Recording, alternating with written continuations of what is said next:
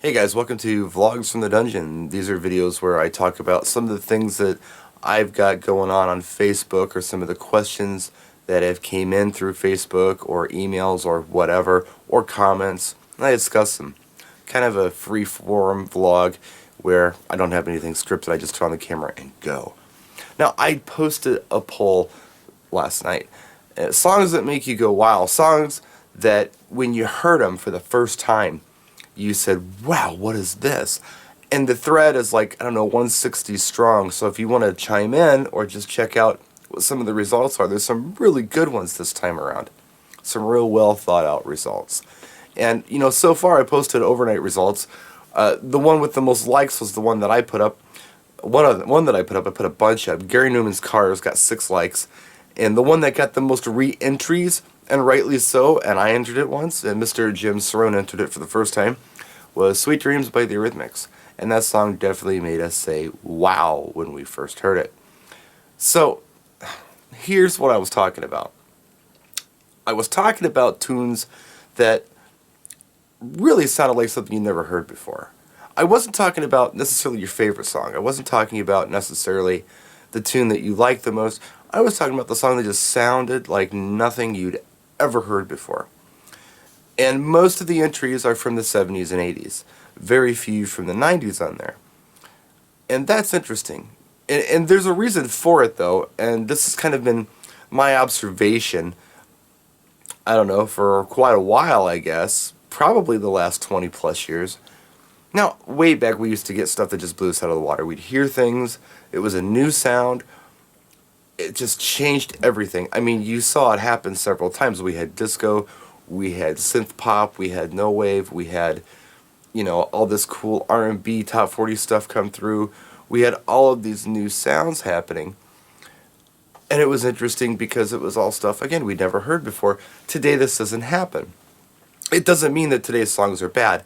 It means that I feel like the stuff from probably around 90 on is more from proven formulas. When the music business became very corporate, they didn't want to waste their time on anything that they didn't feel was a sure thing.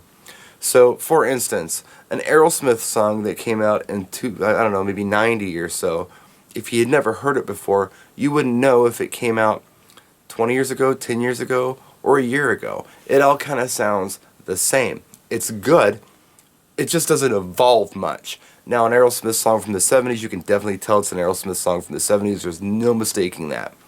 But, yeah, the lines kind of get blurred. We're not taking chances anymore in the music business.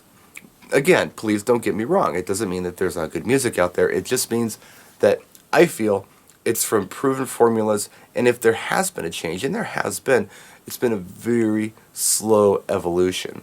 Now, our big songs right now are like the dance songs. We've heard dance music before. We've heard 4/4 time stuff since the disco days. Now the stuff that's coming out is so familiar to us because it's sampled from the disco days sometimes, or it's sampled from 20 years ago, or 10 years ago, or something. It's just not the same. But then it's all about perspective. There may be a teenager out there who says, "Oh, what are you talking about? When I first heard the Black Eyed Peas something, it blew me away. I'd never heard anything like that before." May or may not be true. But I have. In fact, I heard the original song they ripped off. Now, somebody like my mother may look at me and say, "What?